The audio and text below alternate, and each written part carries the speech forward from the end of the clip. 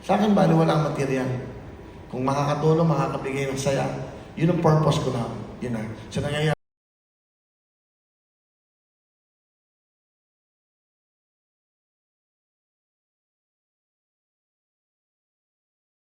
At this point, ang haba na na-achieve niya, ang dami na, 33 years.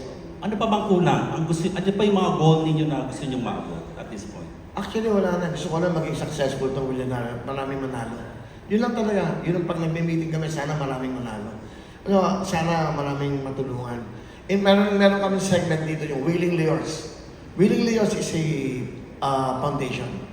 Ang naisip ko, pag naging successful to, talaga nakaipon ng malaking pera.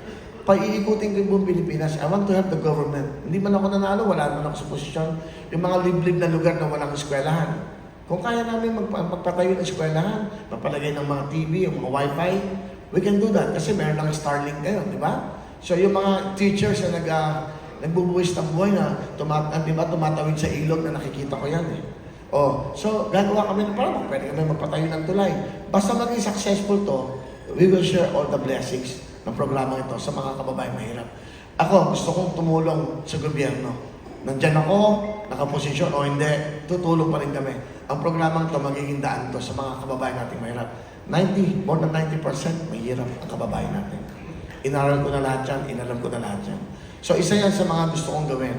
Wala na akong gusto pa sa buhay ko, sobra-sobra na. Sobra pa sa panaginip ko ang binigay sa akin ng Diyos. Sobra pa sa pangarap ko ang meron ako.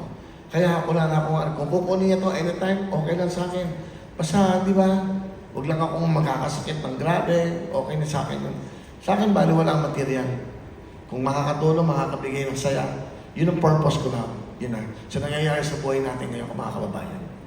Sir, so how do you feel yung mga kasama natin sa showbiz na nasasangkot kayo sa yung mga hindi, yung mga sa flood control project, mga ganun, may mga showbiz sa personalities na sasangkot mo. How do you feel about this na involved sila? Malungkot. Allegedly involved. Malungkot. Kasamaan mo sa mga taong nakasama mo to, nakatulong din sa'yo. Di ba? Parang malungkot. Alam mo, yan ang hirap sa politika. And I'm so blessed na hindi ako nanalo. Isipin mo, di ba? Gumagawa ka na ng mabuti, ganyan pa yung ginagawa sa'yo. Kaya mahirap, makakalungkot eh. Sana nga, malampasan nila lahat ng mga pagsubok na to. Napakasakit nito sa bawat kababayan, lalong-lalo na sa mga kaibigan natin sa industriya. So, malungkot. Bisa maluluha ka na lang pag nakikita mo, nakasama ko to sa buhay ko na napakabait nito, tapos na-involve because of politics. Politika to lahat eh. Di ba? Kaya mahirap talaga ang politika. Sobrang hirap. Sir, last question.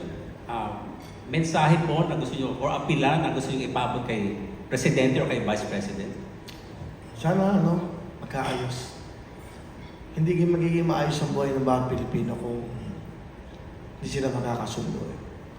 Di ba? There was a time na sumampa din ako sa kanila sa meeting di Abansi nila na nakita mo yung unity. Sana maayos lahat.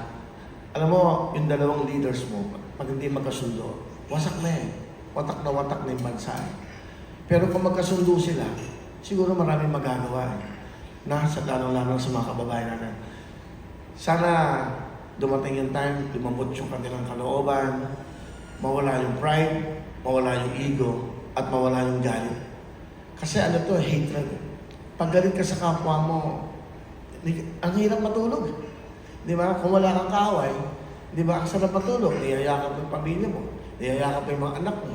Mahirap kasi napaka-personal na rin ang nangyari sa kanila.